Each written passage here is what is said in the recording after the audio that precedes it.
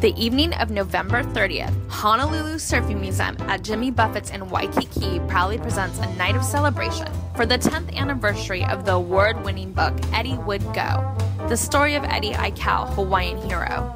Stuart H. Coleman will be signing books from 6 to 9. We will also show never-before-seen films and footage. Later in the evening, we'll have a surf rider raffle, special musical guests, and Bear Woznick will be signing his book Deep in the Wave. We have happy hour prices all evening, free valet parking, and come and see the new show that's been curated at the museum. We hope to see you there. For more information, visit www.honolulusurfmuseum.com. What does the phrase Eddie Would Go mean to you? Cut the highway!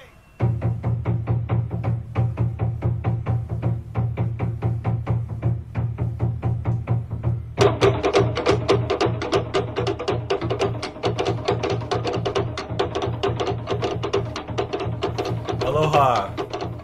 Welcome to BearsWave.com podcast, coming to you from the 25th floor of my surf shack in Waikiki, overlooking Waikiki Beach. You know, that noise of those drums kind of reminds me of the old teletype machines I used to have playing in the background in the old NBC News before the news would come on. Sounds kind of like an important event is about to take place. So we start out, we have Stuart Coleman here, who's an author of many articles and two of my favorite books, Eddie Would Go, and the newest one, Fierce Heart, which is about Makaha. So we'll say aloha to you, then we got to do a little commercial. Aloha. Okay. And so, Shane, you want to do a little commercial on it for us? Yes. Hi, I'm here too. Oh, Fawn's here, and wow, Fawn's here, and Fawn and Shane's here. Well, we're about to get started. What's up, everybody? I'm going to give you the sponsor, and that is onnit.com, onnit.com. If you go to the website, you can get the supplement Alpha Brain. It's a cognitive enhancing supplement. It will help you improve on memory, and it will allow your brain to work properly. And the product is very, very useful, and I take it every time I start this podcast now because I need it. It's so brilliant. So check it out. Type in the code name Bears Wave, and you'll get 10% off any Alpha or onnit.com product.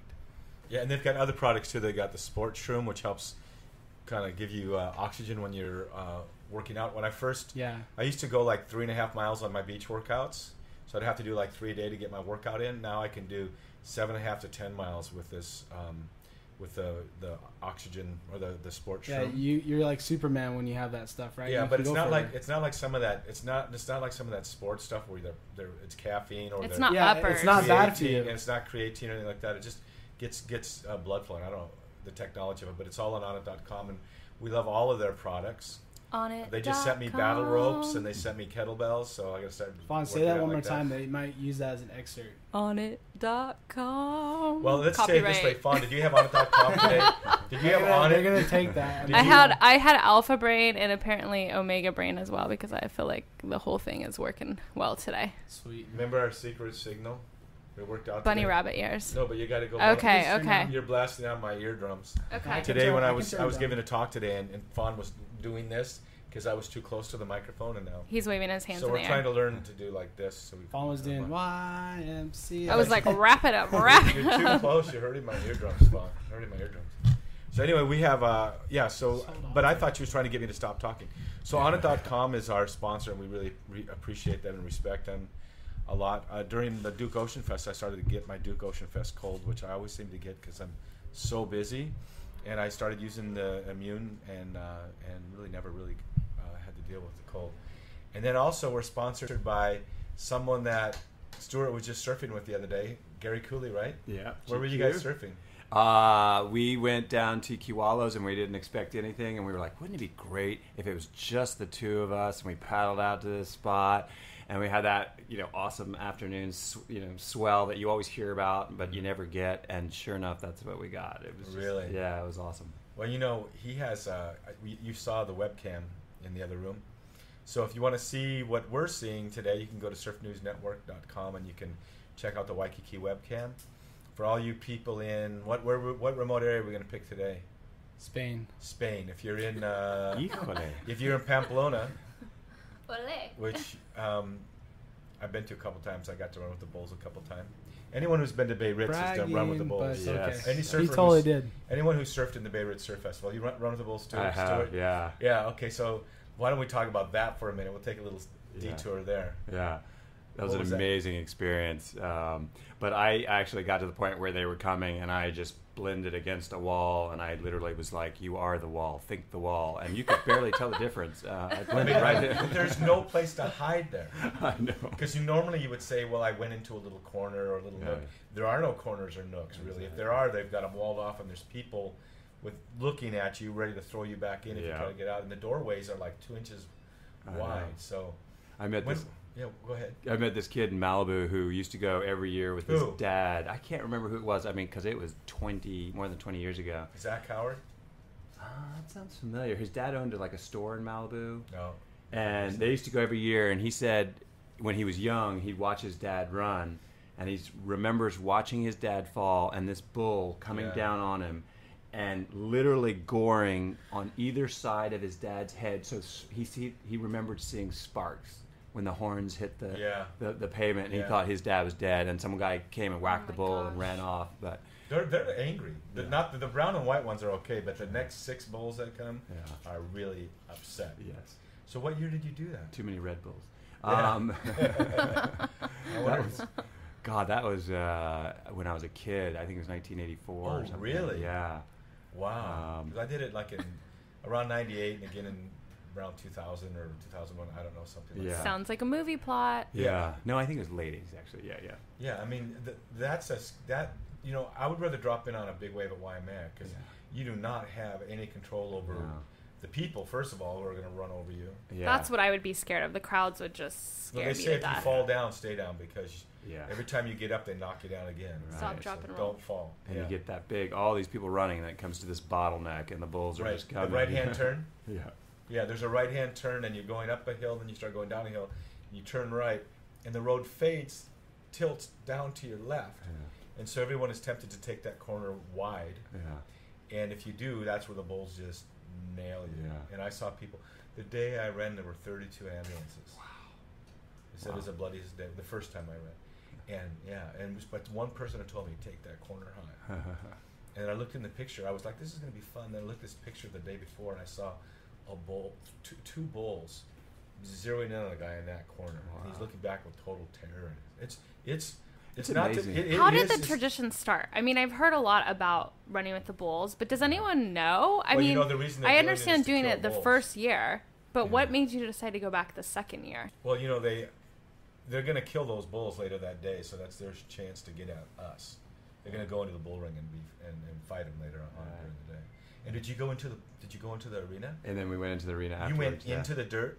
No. Yeah, me neither. I sat up in the stands, but that's insane because then they have these bulls just chasing smaller bulls, right? But they're chasing people, and they're idiots. They're idiots.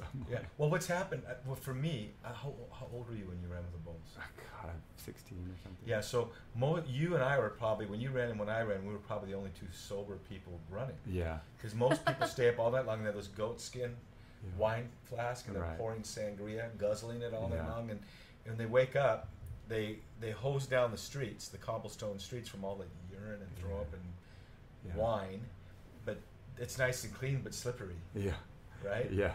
It's amazing that it goes on, that they've continued to let it go. I mean, man. This festival wouldn't last, 1 week in this country. It'd be done over. Did you guys ever see that toilet they have in Spain that just comes out of the ground? It just comes out. It's like a circular sphere or like a cigar shape. Huh. And it comes out, and it's like I know. it's a urinal, so people could just anywhere it's in the middle of the street. It just comes out of the ground, raises out of the ground. I've seen when I first used to go to France. We can use that. I noticed that you go in and there was no really place to sit or stand. Yeah. Well, those are but the minute you cross the border from France into Spain, everything's changed. Right. There's a dramatic. Yeah. The 2 countries are as different as their women. That's what I said. Yes. Very unique. Very robust on one side. Very kind of refined on the other side. But it's twirling my mustache. So anyway, we got off our track. But we're here. You spend a lot of time writing about other people. Yeah. We want to talk about you today. Ooh, yeah. A little bit about your journey. We know that you're parents were pirates in South Carolina, or maybe they were whalers. You know, pirates, whalers, preachers, they're all interconnected. Yeah, my dad was actually a minister and a civil rights So he supporter was a in the pirate. South. Yes, exactly. He was a civil rights leader, activist? yeah, in the South, and got to talk to Martin Luther King because they were both young ministers in Atlanta before he came to Charleston, and then. It was just such a racially torn era, and he really just he and my mom worked together to work with other religious groups and other racial groups and try to bring people together. So when I was growing up, very racially divided, when I started learning about Hawaii, which, believe it or not, I took a mandatory course in Polynesian Hawaiian culture in the 7th grade in Charleston, South Carolina. Wow. Was there a connection because of the seafaring days? Or No, it was just a very bizarre thing where the principal of the middle school had been a soldier in World War II and had been wounded and in the Pacific Theater, and he was recuperating and fell in love with Hawaii and Polynesian culture, learned the language, and was like, I'm going to teach these spoiled little ignorant Southern kids, all about Hawaii. And we were thinking, wow, this is bizarre. Well, his but decision changed your life. It did, and I started surfing at the same time. Did you surf in Charleston? I did, yeah. Did you surf out at Folly Beach? At or where? Folly Beach, very good. I too have surfed at Folly and Beach. Isle of Palms, exactly. It was like did you run with the bulls at Folly Beach? Yes. No, but I did. I'm still one up on you then. So that was a very bizarre thing because I started surfing about the same time, learning about Hawaii and looking at surf magazines late in the night all about Hawaii, and then studying about it during the day, and that just planted the seed. At some point, I knew I was going to live in Hawaii. And you came here in the early '90s, or like mid '90s. I got a job teaching at Punahou. Now, had you come here before then, or you just? I'd come once before on a visit to see some friends when I was living in California. And I liked it so much that they were literally like, "Don't go home. Just stay. Just tell your roommate to ship everything out of here and quit your job." And I was like, "I can't do that. Can I? Can I do that?" Yeah, you can. I've done that a couple times. And then it turns out that's what Gabby and Fawn did. Exactly. It turns out I've met a lot of people since that have done exactly that. Yeah, I just tell them don't go back. Yeah, but I ended up going back, getting my graduate degree on the East Coast, and kind of forgot about it for a little while. And then one day when I was looking for a job and about to graduate, someone said, "Have you looked at schools in Hawaii?" And I just looked at him and said, "No, but that's where I'm moving." I just knew at that moment. Yes. I was like, boom. I can move to paradise? Yeah, wow. I'm And so glad you made that decision because you wrote some really fantastic books. Oh, Eddie thank Would you. Go, Fierce Heart. They both have 4.5 stars. So On buy Amazon? this guy's book. It's great. Stuart's books are awesome. Well, you have a heart for the first book because you were kind of uncled by the Aikau family. You worked on the beach Yes, with them. Stuart. I worked for Clyde at Cal Oh, very down cool. at the beach for a very Yeah. long time. And I used to go, "Oh, you know that book, Eddie Would Go?" Yeah, I worked for his brother. Like, that's what I would say. And they'd be like, "What?" Cool. You know? Yeah. Oh, it's pretty, Yeah, and you were probably 16 or 17. I wouldn't say it all the time, you know.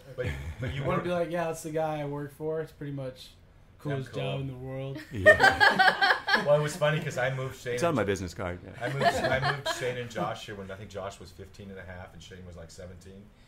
And these guys are like, they're talking, yeah, I'm working at the movie theater. Well, I work on the beach teaching girls how to surf. You know? Oh, Yeah, the right out of dream high They school. didn't job. believe it, and then they showed up. And It was almost like joining the military, like going right to boot camp. Because working for Clyde at Cal Yeah. is no joke. Yeah. He's Danny intense, and He's I love intense. him. He drove me to the furthest I could go as an athlete, and get paid. It was pretty sweet. Yeah. So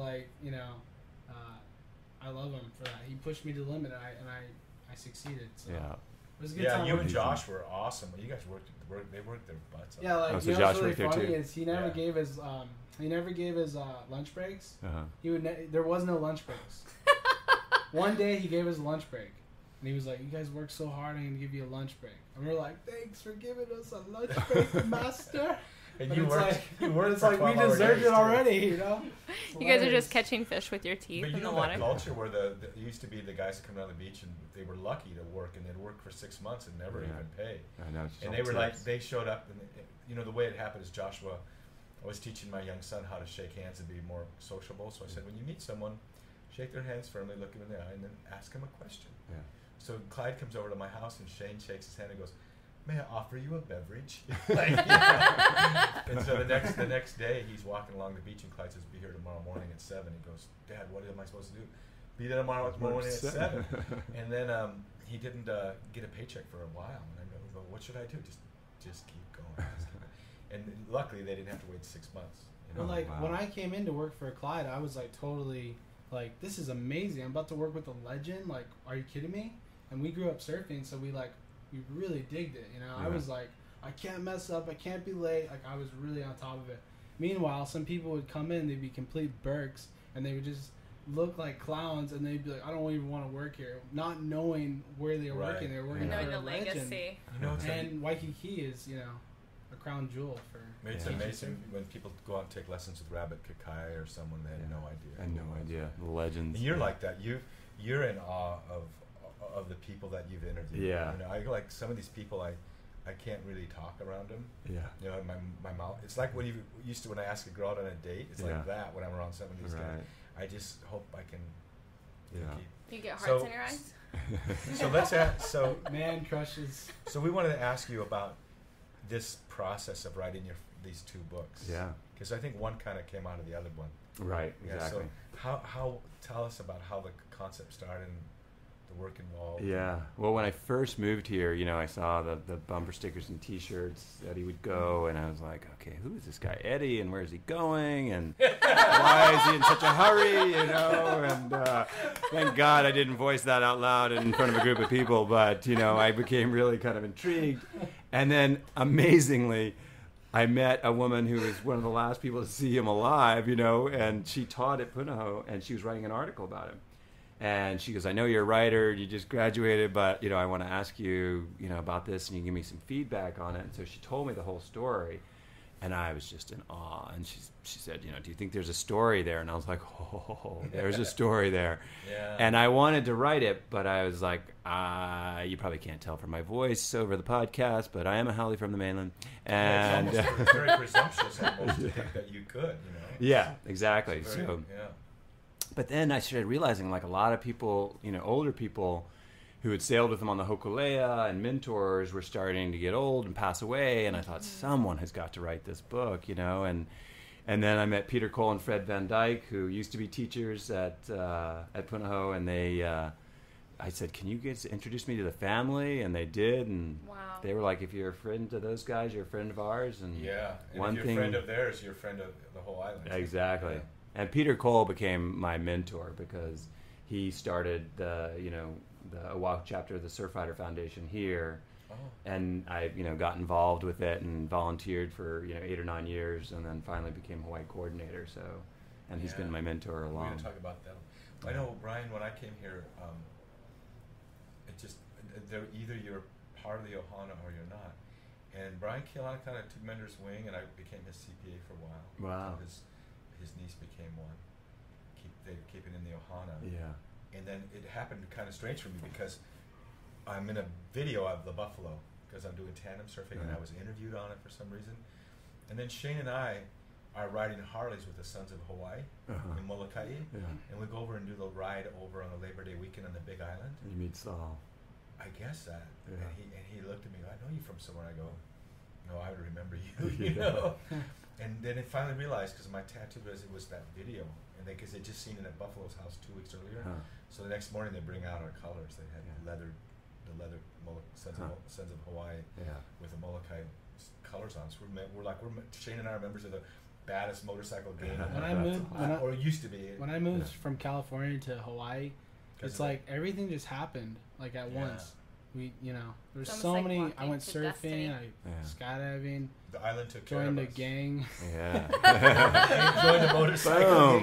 But that's part of either part of the. My mom was really proud. Once you got to know Peter Cole and those people, and you were part of the family. Yeah, and then you're part of it or you're not. And you were part of it because it sounds like because you had respect and reverence and you cared and you wanted to make sure that this story was preserved for and your love for the water 50 generations from now. You know, these are the types of books that people will be reading hundreds of years from now. Thank God you preserved that slice in time. You know, it's really important. Oh, thank you. I mean, it was just such a pleasure to meet all these legends, and it was just I'd be so stoked to be sitting there, just taking notes and listening to them. And how do you capture all that? I Must have been overwhelming. Oh, it was unbelievable. I mean, I literally interviewed more than 50 people, and then 2 hours at the minimum, and then that's 100 hours of recording at least, and each hour to transcribe takes about 3 hours. So it was just, I mean, I spent so much time just poring over every word they said, doing research. Where are those tapes now? Yeah, exactly. They're in my closet. I need to donate them to the... I picture you. An audiobook. You should collaborate I mean, with Shane. do you have an audiobook of Eddie Would Go? Or? I don't know. We don't. Not yet. Not yet. Yeah, exactly. I picture you You can swimming get it through a done. pile of tapes and papers, like fishing You need through to get them. those. Just go in there like my father did. He just went in and did the whole thing in one day. I was Yeah, it was hard. You can't do it in one day. You shouldn't, but I had. we should have done it in two, but But you didn't. We had to get it done. We got to record it at the Yeah. same studio that the movie Lilo and Stitch. Really? was That's which was kind of a great. kick. But That's awesome. get those tapes and start collaborating with Shane and you can edit it down and. I mean, yeah. If you want me to, I'll But just to hear those voices. I can do it really fast too. Yeah. No, I'm a whiz. Cool. yeah, he is. Once Cool. I mean, like it takes like at least like a couple of days, but Yeah. But he's got 100 hours. Yeah, and they're That'll micro be like cassettes. bring it on. Well, Bring that's it each on. Bring It On. That's each book too. So yeah. So then you started. You got all these interviews.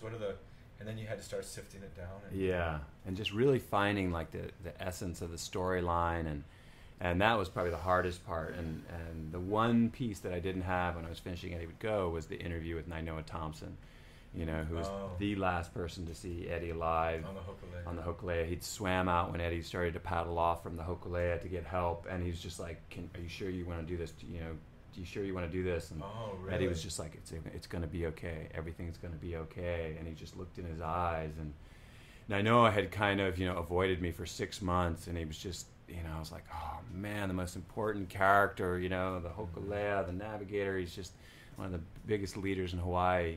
And then one day he just showed up at school and just said, all right, let's do this. And we sat down for 3 hours, and both of us were in tears at the end. And it was just such a moving, emotional experience. But then I was like, okay, this is a book, this is a story. How did you come up with the arc of the book? Basically, bit my fingernails till they bled, and Well, Eddie's story is one thing because it's the story of a man, but Fierce Heart is a story of a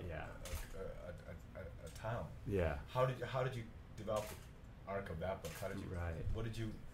What was the pattern that you set? Yeah. So when I was writing Eddie Would Go, you had like the arc of his life, but then you had to kind of, had to write it so people on the mainland who'd never heard of Eddie knew who he was. And yet hardcore surfers, you didn't want to insult them by explaining everything. And so it was a real delicate, dance between, trying to get as wide audience as possible with still staying true to, not dumbing it down or anything. And it's in my book, Deep in the Wave, it was a very difficult book to do too, because I wanted to reach I wanted to reach a broad audience, and still have depth for everyone. Yeah, exactly. Yeah. It's a challenge. Yeah. Yeah. And so in the process, one of the most eloquent people that I interviewed was Brian Kealana, and it was such an amazing, intense experience.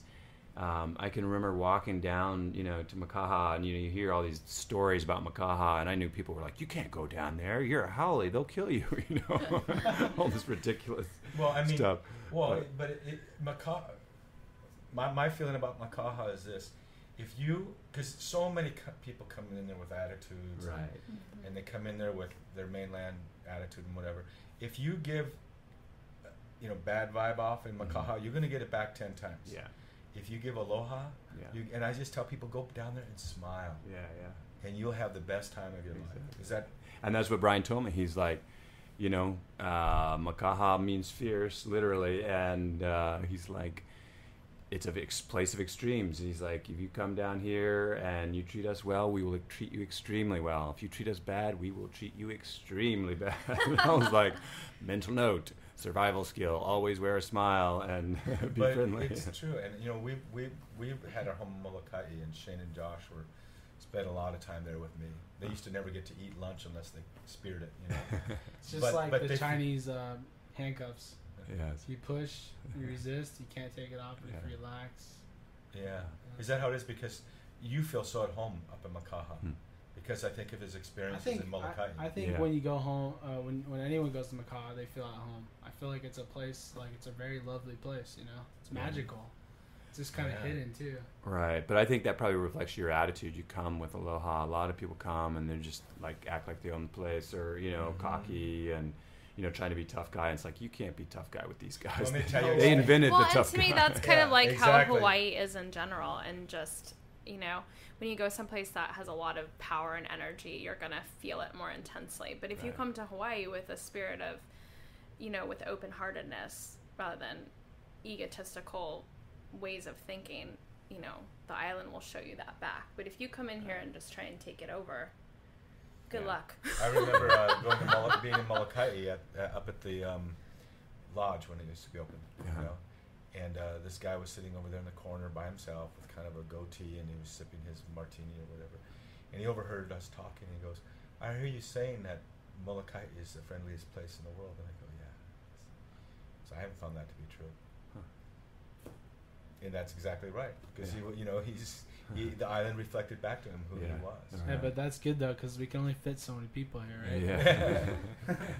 I don't think so. I think that we should. I'm not going to digress, but aloha is something to extend to everybody. But the island shakes off. It repels. It's like an immune system or something. It repels. Nature works itself out, right? Mm-hmm. Yeah. Over here. Yeah. So what would you say were some of the highlights of the Fierce Heart? Because so many people know about the Eddie book. Right. Well, I it was weird. You said, what was the story arc? It was kind of a biography of a town. So I'd never really seen that before. And I was like, I'm going to do a biography of a town, because here's the teeniest little town on the map. And it's the remotest place on the island, the last stop on the west side. And, as the locals like to say, there's only one road out and one road in, brah. So you better watch what you do. And I was just kind of impressed that such a small place had produced such huge icons like Israel Kamakawiwa Ole and El Sun and Brian Kealana and Buffalo Kealana and the DeSoto clan. And the DeSoto clan. I mean, just larger than life. Yeah, there's just so many characters. So I just became fascinated, like what created this. And I think it's partly because it's the most Hawaiian part of the island. Yeah. I mean, when I first went to Makaha in probably '84, I saw little children playing in waves that people in California, surfers in California, would be like freaked out about. Exactly. Captain Cook said the same thing. He said Captain Cook, probably one of the reasons he died was because he couldn't swim. Yeah. He had to wait for his boat. Because he's waiting for the boat. Yeah. Yeah, but he would see these little children frolicking in the waves that he was afraid of. Yeah. And here he'd been out in big open seas, in the Antarctic and everything, and the shoreline waves. He was amazed at the children playing. So what happened to Captain Cook? I don't want to get too off the subject, but sorry. He was kind of rude to the local chiefs. Well, he didn't understand the culture. Well, that's why they call us haoles, because when Cook greeted the ali'i, he shook hands. Yeah. He didn't give breath. You know a lot about Captain Cook, right? I love reading about him. Yeah. I love the adventure, reading what they actually wrote. The captain's diaries. Right. Yeah. And he was an extraordinary individual. I mean, he really respected in many ways the cultures that he found. It was the people that came after him. Yeah, that were exactly. The problem, they were real problematic, and but he just offended the wrong chief, and did the wrong protocol. Well, he came back he wasn't supposed to come back. He shouldn't have actually let them think that he was Lono or whoever it was. They shouldn't he should have just like, no, that's not me. You're mistaken. Yeah. But once he set himself up like that, he set himself up for the big fall, right? Exactly.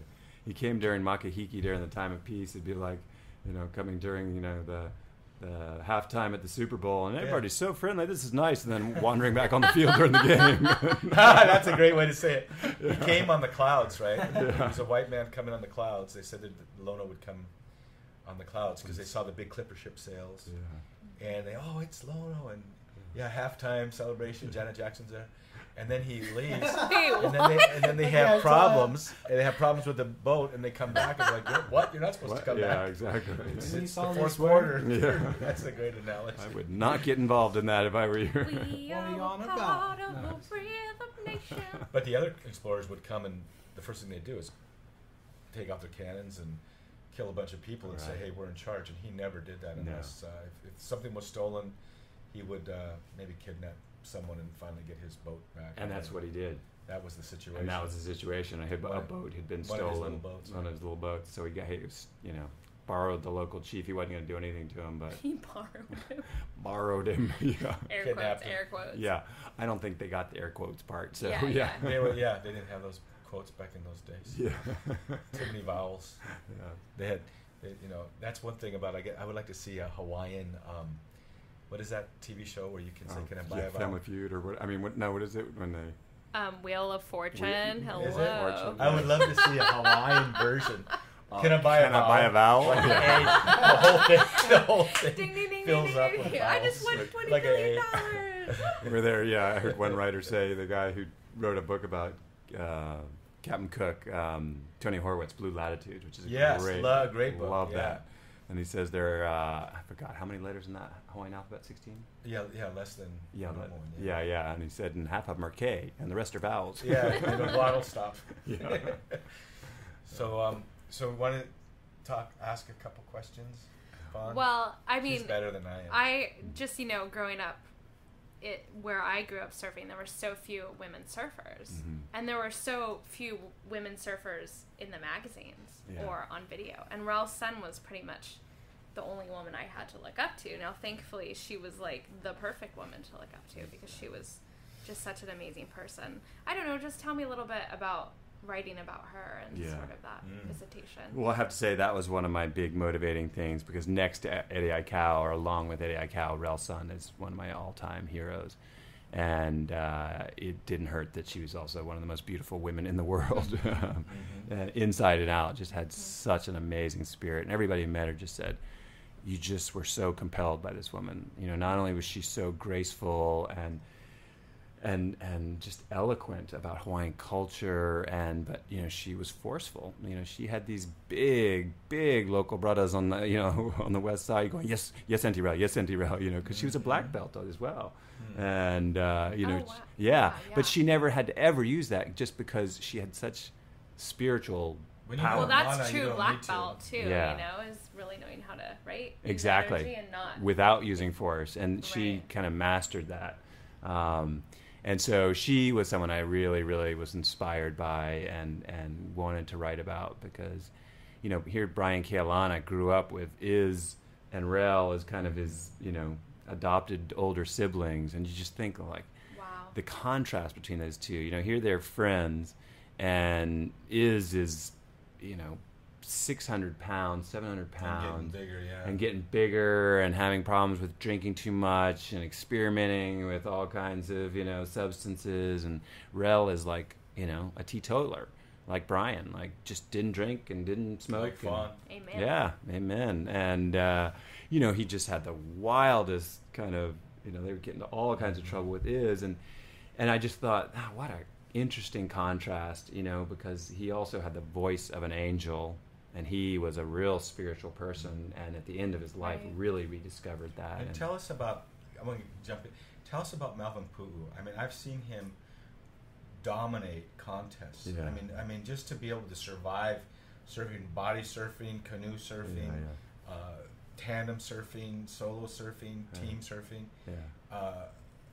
Just give us a little bit about Melvin. Yeah, I love Melvin and his family. He's got the most beautiful family. They're just, all these women are so sweet, and Momi, and they, he's just, he just embodies Makaha, because if you don't do anything to upset Mel and it's all good and you're friendly, like, he is the nicest, funniest guy. And, he's just this huge hulking guy. I mean, how can a guy that muscular and strong surf that good? Yeah. That usually doesn't go together. Exactly. And look at Buffalo, though. Yeah, I mean, there's so much, force and power. And I remember he has Honu, tattooed on his knuckles. And one day, we're joking around. Is that and Zamakua, or? I think so, yeah. And he looked at me and he goes, "Oh, by the way, you don't ever want to meet the Honu." I'm like, "Oh, yeah, you're right about that." Honu on his fist. On his fist, yeah. Yeah. He's like permanently embedded in Yeah, exactly. Yeah, I don't want his Honu on his knuckles and tattooed he's on my a good head. example of the fierce heart. Oh yeah, and he's just got like such a huge heart, but he's also got a temper, ways. In both ways. Scrap. And he can scrap like nobody's business. I mean, he just told me stories of, he saw these two kind of, I don't know, army guys, picking on somebody at Makaha, and he just went down there and just literally, like, their friends came up and he went up and just, they saw just bodies, these white bodies just going in the air. And I was like, that's Mel in action, But you take that same mana into the ocean. And with his canoe paddling and his so talented one-man canoe and all of that, I guess it just amazed me some of that much power, muscle and mass can be that fluid and amazing on a board and in the water. So. He's quite a character. And you've got Brian Keelana, Buffalo, his father, and Rusty's out there, and Bonga Perkins is out there. Yeah. I mean, I surf with Greg. I used to surf with him all the time. His dad, because he's always down in Waikiki. And when we lived in California, Bonga Perkins showed up at County Line one day, and our jaws dropped. And you hear Waikiki, people come up and say, "Oh, I know who you are." They'll recognize me, and I go, yeah, but you don't have any idea who's on this beach around me right now. Maybe I got a little splash of media, but right over there is a legend. Right over there is a legend. Right over there, like in California, we wouldn't see that.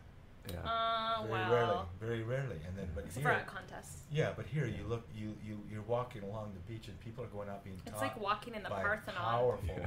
They have no Yeah. idea who's taking them out. I mean, you got Buttons up there on the North Shore. I think he's teaching up there. Yeah. People don't know. They have no idea. They just think it's a surf instructor. Right. Exactly.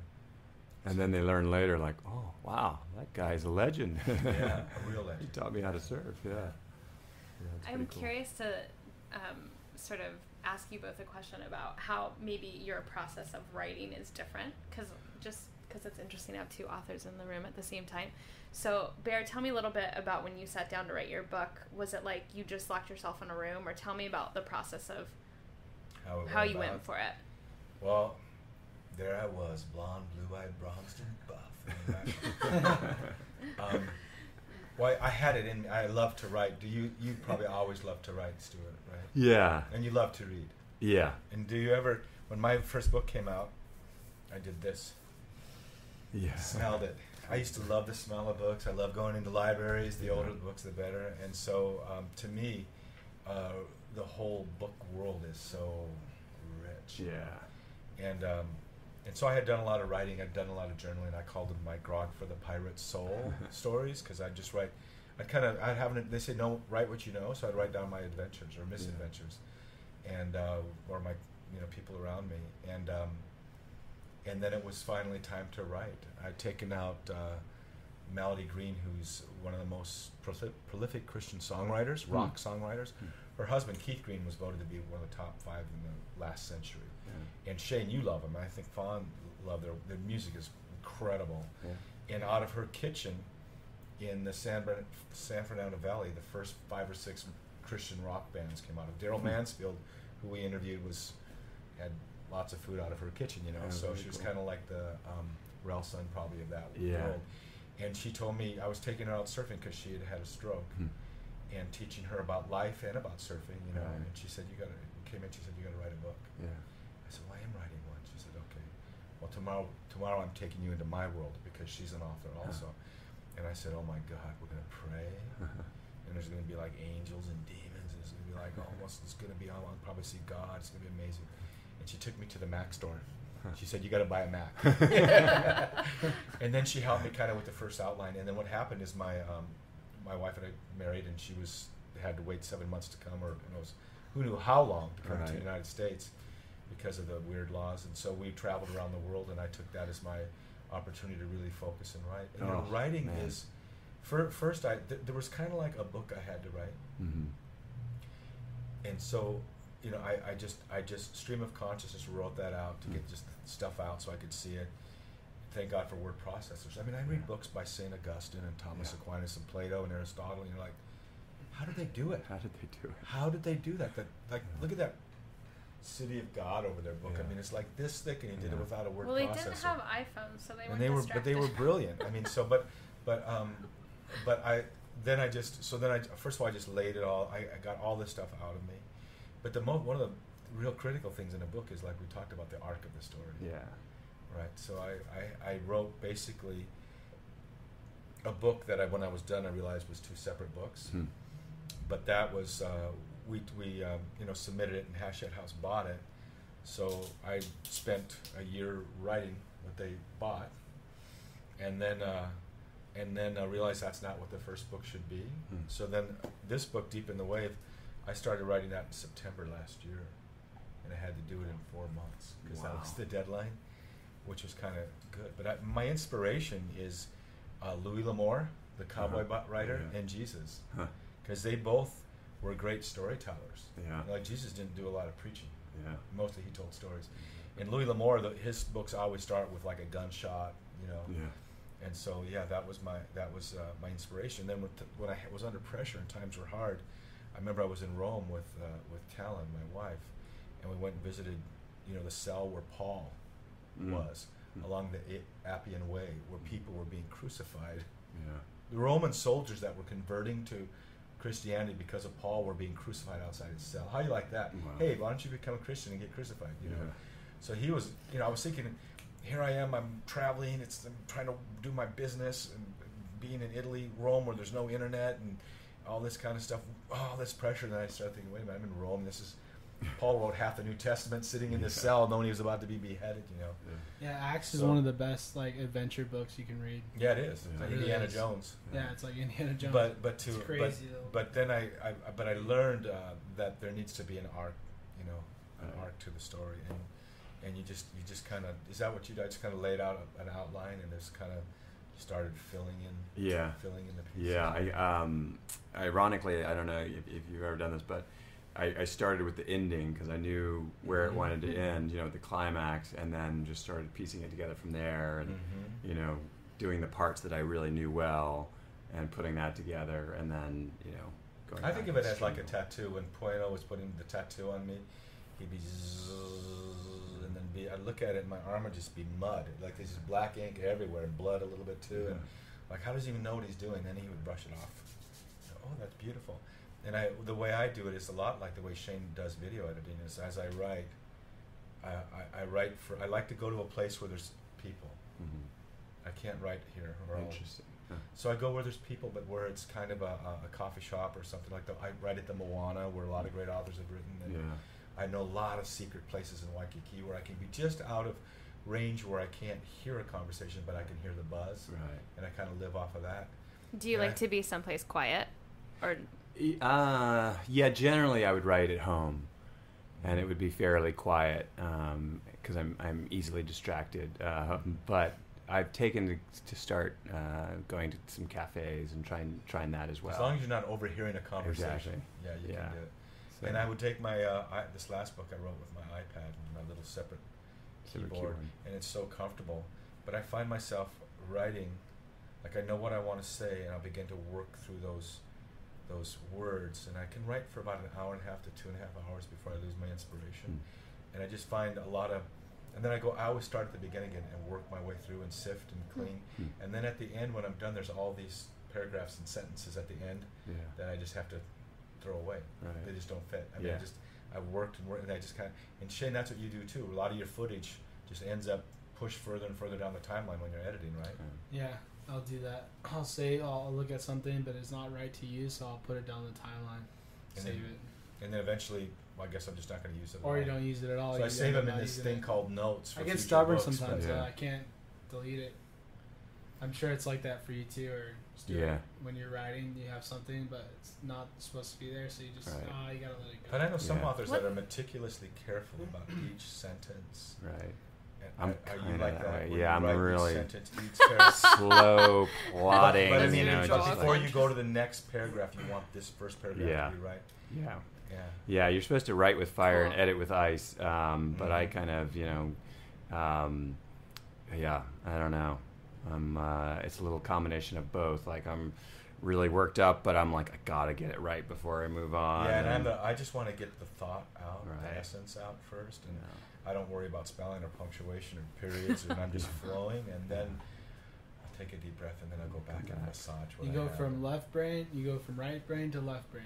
Yeah. Right? Yeah. That's interesting. Yeah. So both of you are now successful published authors. You have been for a while. You have been. I'm a baby author. But, you know, a lot of people out there, I'm sure they have stories to tell too. You know, there's so many heroes in people's lives. Mm-hmm. I know you talk about, you know, the heroes and sort of the archetypal icons in Hawaii. And you've talked a lot about sort of finding your own inner hero, you know. Mm-hmm. So what's good practice for people that want to pursue that? Is there something that you do every day that's a practice, or even once a week, to sort of help other people out there? That shower once a week helps a lot. Yeah. They say I should do where it I've every gone day, wrong. but I just don't buy it. Yeah. No. You know, actually, it is funny. If you're kind of stumped, you know, and writing, and just like as Bear said, you know, journaling is the most important thing I do, because it just clears my head. And I go back and I read it. I'm like, who wrote this? It just seems foreign to me. Like, I can't believe I went through all that. I can't believe all those things happened. I've got volumes of leather books. Volumes. Yeah, I do. I started doing them on computer because there were too many, you know, Yeah. so that's what I love to do, because it's just very freeing and it's easy and it just pours out, and it's just a great record for you later on to do research, and then also for your kids. And I wonder who's gonna. Yeah, but the journaling to me is... Gotta get the edited version, you know. Yeah. No, but the journaling, I could look at things like when I would write down my adventures, my crises I was going through, and the things that I wanted to do. Like I remember I'd write down, ride my bicycle across the USA in 4 years. Yeah. 4 years from now, I'll ride my bike. And then 6 months later, I'm looking at my journal, oh, I did that, you know. Because once you write it down, things kind of go in motion. But yeah, just to love writing, and if you're just journaling, still within that you can tell a story. Right. And so to learn how to tell a beginning and an ending and a keep a little mystery in it and a climax and a denouement, you have to even in your journaling. There's a beautiful thing about the written word. Yeah. Words are so it's amazing that we have words. Yeah, that's what separates us from everything else. Yeah, In the beginning was the Word, you know, and that was the Word was God, and that I think is really what, you know, separates us, makes us civilized. I think that we can reflect and think about our lives and make more conscious decisions. We can make rocket ships with words. You know? Yeah, you can create anything. Once we had words, they were just And we're kind of getting away from that, and that's kind of the thing that I find a little disturbing, is that, you know, because I got a touch of ADD, and it's just like everything is there. Yeah, I mean, we live in the age of ADD. I have ADHD. Constant So that's why I ride my bicycle across. Oh, yeah. That's therapy for me. Yeah. So I have ADD, but with an H, which means super active all the time. Yeah, before the internet, the best thing you can get to find out about stuff was the Encyclopedia Britannica, right? Right. Yeah. And now trust me. Like stuff that was in that book, now it's like, oh, that was wrong. Yeah. Oh, that was wrong. You know? and I realized I went sailing with the Pacific Voyagers, which are these, you know, voyaging canoes that are modeled after Hokulea, and they're, you know, traditional voyage canoes, and they're beautiful. We sailed from California to Mexico, and it was just an amazing experience. No big deal. Sounds awesome. I'm jealous. And there was no cell phones, no internet. Yeah. And that's why I love to go to Molokai. Delicious. I mean, I realized I was more relaxed than I've ever been, and I was just. Yeah, I'm sorry. Go ahead. No, it was just I realized we live in a world where it's just bombarded with stimulation all the time. My cell phone, the Facebook, Twitter, every social media, TV, you know, stereo, a bunch of podcasts. Yeah. No, but you know, I went to Molokai with my literary manager a few days before I saw you at that conference, and he could not handle Molokai. I couldn't. No service. He was constantly shaking his phone over his head, or whoa, stop the car, and he's like making calls when you get a little bit of a bleep. The reason I go to Molokai is I can just say to people, I'm sorry, I'm going to be out of cell range for the next several days. Yes. and deal I'm with gonna it. start saying that even if I don't go. Exactly. So Yeah. I'm going to Molokai in my mind. My cell phone's all the way on the Molokai in other my room. mind. Yeah, so I cannot answer it. So you definitely take time. I know, Bear, that you take time to to. write, you mean? Or Well, no, meditate? to go get out of Well, to get off the land, to go I do it surfing. no, but I do it every day. I do To go two running. I do two things. Excuse me, I'm bumping your foot. I do two things. Usually I try to stand up paddle 1.25 miles over the Hilton, and then I do my beach workout, and then I stand up paddle back. And on my beach workout, I usually have a time when I listen to I have this prayer cycle that I go through called the Liturgy of the Hour, and I have this app now. It's so cool, so I can do it while I'm walking. That's very cool. And then that's my time of sifting through. Aren't those magical moments when you just get that inspiration? Yeah. You just thinking about something, and we all have that in us. We all have that creative gift given to us by our Creator. Right. And that's how I can say that. Yeah. And that's when those beautiful times can do it. I also use that walk to listen to Joe Rogan podcast and music. But I mean, that's that daily.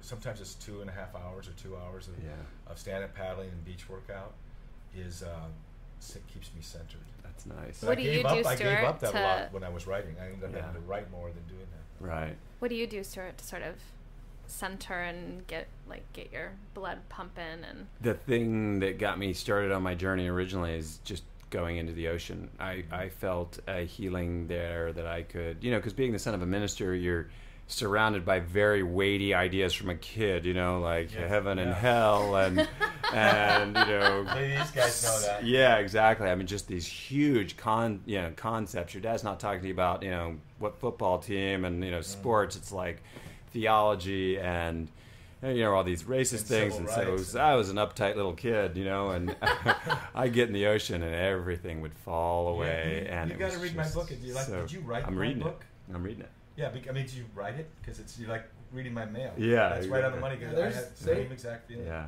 As soon as you enter the water, just in Waikiki, the rules change. As soon as you go out there, every man for themselves, Yeah. It's crazy. What do you mean by that? It changes. You just go out in the water in Waikiki, goes from like civilization, everyone's on their phones and whatnot. And then you go in the water and everyone's like in this like different state of mind. sportsmanship.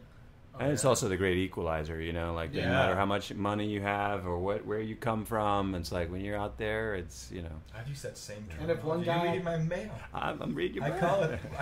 I think you guys are from the same tribe. Yeah. Okay, Yes. speaking of tribes and being out in the water, I want to... Well, that's what I was going to segue into. Hey, you guys are... So, as somebody that does a lot of outreach to the community, to get the community involved, to do beach cleanup and be more thoughtful about how they're living day to day, we had a conversation the other day, and I looked at you very seriously and said, is it too late? Because so many times I hear people talking about the environment, and I feel this deep lump in my heart, and it's like, is it too late? And you looked at me and you said no. Yeah. And it just made my day. And it's not because I'd given up hope, but I just don't know how to, on a day to day, I try very hard. Do you have, give us some hope out there. Come on, bring it on down for us. Preach it to us. Here's the good word, sister. Hallelujah. Hallelujah. There just is no kind of man or woman is beyond redemption. The environment and the planet are never beyond saving. There's grace there. And, frankly, I think what people have to realize is that the planet will survive. It's just the quality of life that we'll have as humans, Right, or the animals. And the animals, how much damage we're doing. And we are doing, significant damage to the environment, there's no doubt. But my new project that I'm working on, it's about reminding, this new book is reintroducing spirituality into environmentalism and realizing that these are moral decisions that we make about how we care for each other and how we care for the planet. And the environment is not out there. It's within us, and the environment takes care of us. And so it is a spiritual thing that you're taking care of yourself by taking care of the environment. You're taking care of your family. Right. People live in islands understand that more than most. Exactly, because they have to be more. They have to. Yeah, and the Hawaiians understood it the best. They were completely sustainable for 800 years because there was nothing else. They had to be. There was no tankers coming in every day like we have now, where we get 90% of our food and fuel, from other sources, and would be in big trouble if anything happened to those. Yeah, it freaks me out sometimes thinking about that, like all that food coming in. We're 5 days away from I starvation. mean, what would we eat? Yeah. What would we eat? We'd Yeah. eat, papayas and stuff, and we'd eat Yeah. fish. Well, I would go to Molokai first of all. Yeah, Molokai. exactly. I get my spirit Totally. guns It's out. called Survivor, guys. Okay? Yeah. Molokai is still rich in fish and everything. Over And they're here. still No. living a very traditional But lifestyle. there's no over there. waves and no fish over there, and lots of Yeah, sharks. don't so go don't there. come. Yeah, don't. So yeah, I mean, it is. I think a lot of people are like you in that they get intimidated, by the fact that we've done too much damage, and like what can I do? I'm just one person, but like each person in the United States on average goes through 500 plastic bags a year, and almost 170 single-use water bottles. And I learned that, and I was like, wow. So just if I stop alone, You can have a major impact. I have a major impact. And then all of a sudden you start telling all your friends, and Surfrider, part of our Rise Above Plastics campaign, that's what we remind people, that you make a huge difference. We tell kids all the time, if you just stop using single-use plastic water bottles, bags, straws, utensils, that will have a profound effect. You get your friends, your classmates, your school, and it's going viral. I mean, you see it across the country. People are starting to get it, and they're like, oh yeah, I got to just think about that, because, again, it's self-preservation. People leave water bottles in their car, and in the heat, it gets to be 120 degrees in your car, and chemicals are leaching out into your water all the time. Sheryl Crow, the musician, thinks that she got breast cancer because of water bottles. And I know plastic is really difficult for women's hormones too, the way it Exactly. affects. Tell me, Hawkins, Shane, didn't you see something? again- Weren't you, when you took that research vessel, when you were with the research vessel, didn't you come to a place where there was a lot of debris in the water? Oh yeah, when I was actually gonna say that. Like, I took a boat from here to San Francisco. We were supposed to go to San Diego, but a storm showed up out of nowhere, and like it was kind of sketchy. But anyways, out in the middle of the ocean, I looked out one day, not seeing one thing, and all of a sudden I saw a detergent bottle, and I was like, what? Mm-hmm. And then didn't you come to a place where there was a lot of just debris and the boat got... Yeah, like there's a vortex, and we went through the vortex, and it's a giant current, out there in the ocean, and it kind of sucks everything to the center. Mm-hmm. And we kind of were in that area, but we didn't see like an island. Like, there is islands out there of trash, Floating islands. but we didn't hit that. But we were kind of on the outsides. But a rope got stuck in the Propeller. Yeah, it's Yeah. like, what the heck? How random is that? And there are literally hundreds of thousands of tons of plastics out in the ocean just drifting around. And, they're not like solid islands, because the Pacific Garbage Patch, which people have heard of, is kind of misleading. It sounds like they're these islands. People are like, could we live on these islands? But it's really... Maybe that's where the polar bears can go. It's Yeah, like I heard toxic that. plastic soup. It's dispersed throughout. I'm constantly chasing plastic bags down Waikiki Beach. Yeah. Like, I'm constantly nose diving into the sand just to pick up one plastic bag. And people pack it in, pack it out, okay? Yeah. Seriously, you go to the Leave beach. only footprints. And what is Surfrider? Yeah. Tell us No how littering. people can get in touch with Surfrider You come to Hawaii, Foundation. you can't Yeah. litter. Tell us how they can... Yeah, so Surfrider Foundation, we started in California, and I was surfing in Malibu, and it's funny, like I used to surf there, and that's where it started, because issues of beach access and water quality were really bad. I had really in Malibu. bad, I Right had now bad they're ear having big- infections my yeah. Did you whole know childhood. Glenn Henning and Dan Young? And that Yeah, guy? I met those guys, but I didn't get involved till later, until I moved to Hawaii, and Okay. then I was like, oh yeah, this is a great organization, and it's since grown from a handful of these visionary surfers in Southern California to now it's international, Mhm. and we have like 250,000 members, supporters, and activists. And you're the and director for the Hawaiian Islands? I'm the Hawaii coordinator for Surfrider in the Hawaiian Islands. We have 5 chapters here, and about 8,000 people that are supporters. And what is great, because these are some of the best people you meet. We have monthly beach cleanups, and they're just fantastic. When's the next one? Yeah, I want to hear about that. Yeah, so the next one we have, I don't know when this is going out, but we have on September 15th, this Saturday. That's probably too soon, but how would they find out about the next one? The next one, so if you just go What to website? surfrider.org /Oahu, or whatever island you're on, and you can find out. I got to tell you something funny. We had a contest at Malibu one year, and because we were MSA, Malibu Surfing Association, Yeah. and we came down to the beach, and it was like a lake. You know how the surfing contests always are run? There was nothing. Nothing. And so they said, let's do a beach cleanup. So we're all down there at 7 o'clock, right, for our heats. So we swept all through Malibu. We got everything. We did the whole thing. We got all. We just made the beach so pristine and clean. And then about the time we're done, there was an official beach cleanup going to happen, I think, from Surfrider. So they came down, and you know how they take their notes to see how much. I don't know if you do that. Yeah. Take the notes. We found so many this and so many that. They're like little puppies, like gonna cry. We found a bottle cap and one cigarette butt.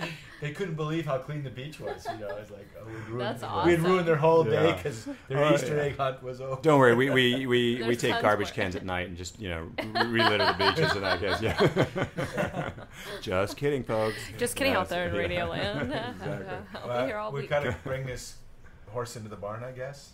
Yeah, let's bring the horse into the barn. And it's so wonderful just to be with you. Yeah, All this was through, awesome. and Yeah, thanks Hope for- we can do it. I just feel like we can't go deep enough. Yeah. We'll have you back and Hope get so. to talk story with you. Yeah. Yeah, So so what's you're- your website, Stuart? Thanks. It's Stuart-Coleman.com. And you have another one for the book, don't Yeah, you? for eddiewoodgo.com, and we're in the process of rebuilding that, which is exciting. Start and, again. Say those. Yeah. One more time. So eddiewoodgo.com, and we're in the process of rebuilding that. And then my personal site is Stuart Stuart-Coleman COLEMAN.com. And is there a Facebook fan page or Twitter or anything like that? There is a Facebook page for the Fierce Heart. Mm-hmm. And so, I need to create one for Eddie Would Go because it's the 10th anniversary of the book, the publication of the book When? this year When? in November. And there's Well, a we're gonna new do Oh, something, maybe you aren't guys should do a book signing together. exactly, and there's a new At the Surf documentary Museum. coming out that's going Yeah, to for be the on ESPN. iCal family. Is it going to be on ESPN? Yeah. Yeah. And a potential movie in the works. So a lot of exciting stuff Yeah. happening. I was going to ask Clyde you about keeps that. processing That's his. awesome. Clyde keeps processing his feelings about it, but I guess they're happy now. Good things are happening. Yeah, The right yeah. people are involved. Exactly. It's been Yeah. a long, difficult process, but Well, folks, thanks so much for listening out We'd like there to thank in our. Radio What Land. about our groupie over here, Gabby? Hey, Gabriella. Our one groupie. Gabriella's in the house. Also, don't forget, we love your feedback. So if you want to ask any questions or leave any comments for us at the bearswave.com podcast, you can email me at Fawn, Fawn, at bearswave.com, and we'll be sure to take questions and Yeah, we should do a comments. little And bit of. We should let Q&A. people know. My website's bearswave.com. My fan page is also bearswave.com on Facebook. Twitter is bearswave, at bearswave. And my book is Deep in the Wave, and you can get it through the local Barnes & Noble stores still have some, and anywhere around the country, Barnes & Nobles, and then other big booksellers on Amazon.com and all those places. And the fun thing is that when you buy the books now, people can see your fan page or your Twitter, and they write to you. Yeah. And so you can be in touch with your readers. It's really, Yeah. really cool. Yeah. Someone just wrote me a really cool, called me somehow, left me a really cool message. So, yeah, we love the feedback. And if you buy the book, you can write comments about it. If you buy it through Amazon, you can write comments about Eddie Would Go and review, and we appreciate when people do and that. Deep in the Wave as well. And those Amazon comments, folks, they really help. They It's mean the world. huge. So he's got 4.5 stars. It should be 5. Yeah, it's 4.5.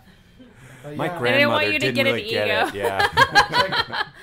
Grandma! How about people, Deep in people the that Wave? are listening, What's Deep in the Wave? buy Stuart's books. He's awesome. He's such a It should nice be guy. required reading for any surfer. It Yeah. should be required reading for all The books are students great. in Hawaii. Well, we're getting it into more and more schools, and that's kind of the reason I wrote it originally. I really, these students were reading books about the mainland, and this is why Eddie dropped out of school. He felt like he wasn't learning anything about Hawaiian culture, and he was just restless and bored. And I saw that in my students, and I was like, they need local heroes that they can look up to. And Yeah. so, when I after I wrote the book, this big Hawaiian came up to me one day, I can remember, and he's like, "You wrote that book?" And I said, "Yeah." I was kind of a little nervous. I was wondering what the reaction is, and he's like, "Before you wrote that book, you was just one haole from the mainland." He goes, "Now?" And he smiles at me. He goes, "You one local haole." Oh, that's So I cool, was like, man. I'm gonna take that as a compliment. Well, we love the Hawaiians, don't we? We love Yeah, the culture, and that's absolutely. why we're here. It's not just because of the ocean and the coconut trees. Exactly. It's the people Yeah. that brought us here. Okay, aloha, everybody. Don't forget to check out Anna.com. Aloha. Ahui Aloha. ho. Ahuia. Eddie would go. Go.